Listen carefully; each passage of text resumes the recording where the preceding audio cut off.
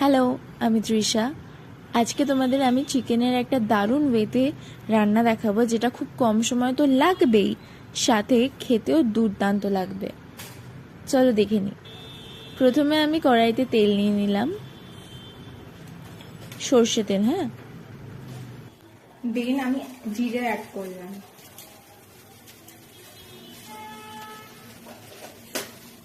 এই মশলাগুলো অ্যাড করলাম, 2খানা এলাচ, দারচিনি, 2টো লবঙ্গ এবং একটি তেজপাতা। এটাকে একটু ভালো করে ভেজে নেব। এবার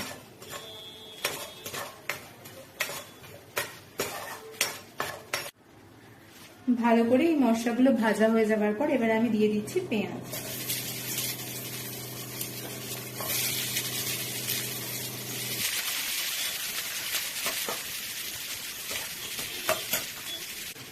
এরপর আমি দিয়ে দেব রসুন। এগুলো ভালো করে একটু লাল লাল করে ভেজে নেব। এরপর আমি একটু আদা দিয়ে দিলাম। এবার আমি ভাজা জিনিসগুলো পেস্ট বানিয়ে নেব। এবার ওই ভাজা পেঁয়াজ, রসুন, আদা এবং মশলাগুলো আমি এবার পেস্ট বানিয়ে নিয়েছি। এবার এর মধ্যে সবটা দিয়ে দেবো।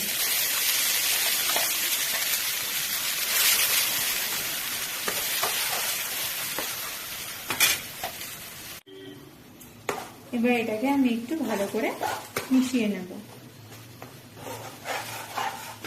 যাতে এর মধ্যে থাকা যে জলটা সেটা যেন একটু শুকিয়ে যায়।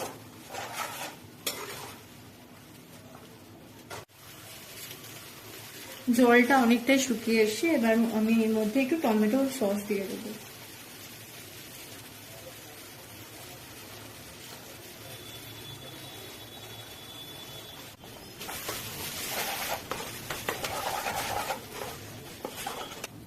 এবার আমি এর মধ্যে দিয়ে দিচ্ছি হলুদ,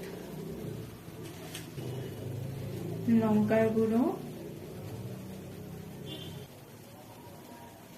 ধনে গুঁড়ো, জিরে গুঁড়ো অ্যান্ড ফাইনালি গরম মশলার গুঁড়ো।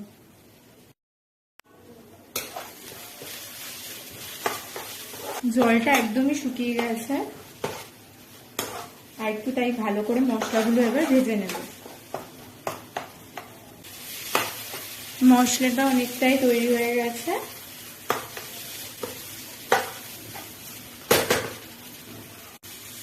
এবার মোস্ট ইম্পর্টেন্ট পার্ট, চিকেনগুলো দিয়ে দেওয়া।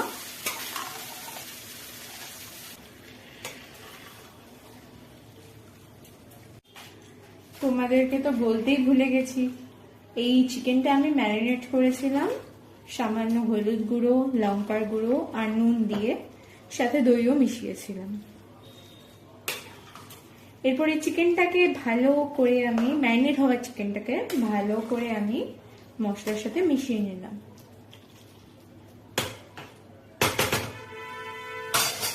এরপর এটা আমি সিদ্ধ হতে ছেড়ে দেবো।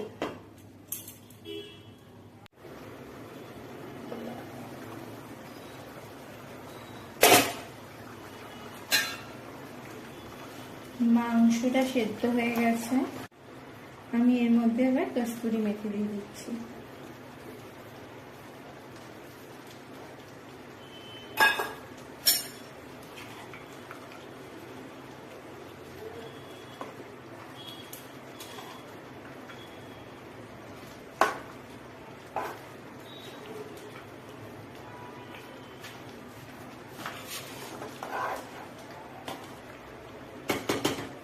ব্যাস হয়ে গেছে, রেডি। এই চিকেনটা কিন্তু ভাত, রুটি বা পরোটা, লুচি সবার সাথে ট্রাই করতে পারো। গ্যারান্টি দিচ্ছি ভালো লাগবেই। চলো, টাটা।